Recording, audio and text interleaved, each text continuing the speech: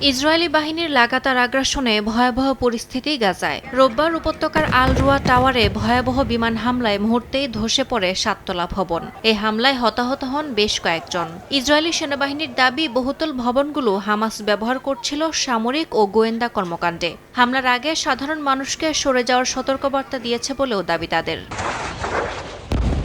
শুধু আল রুয়া নয়, গাজার আল জাজিরা ক্লাবেও একই দিনে বিমান হামলা চালায় ইসরায়েল। ভবনের ভেতরে ও পাশে তাঁবুতে থাকছিল শতাধিক বাস্তুচ্যুত মানুষ। মুহূর্তেই ধসে পড়ে আশ্রয়কেন্দ্র, আকাশে ছড়িয়ে পড়ে ধোঁয়া। স্থানীয় বাসিন্দারা জানান, রাতে কোথায় থাকবেন তা তারা জানেন না। সাইরাত শিবিরেও ইসরায়েলি ড্রোন হামলায় হতাহত হয়েছেন বেশ কয়েকজন।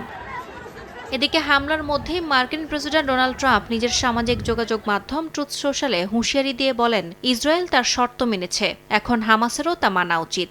এটিই হামাসের জন্য শেষ সতর্কবার্তা। তবে হামাসের দাবি, তারা যে কোনো উদ্যোগকে স্বাগত জানায় যা আগ্রাসন থামাতে সহায়ক। ইয়াসমিন অনন্যা, সময় সংবাদ।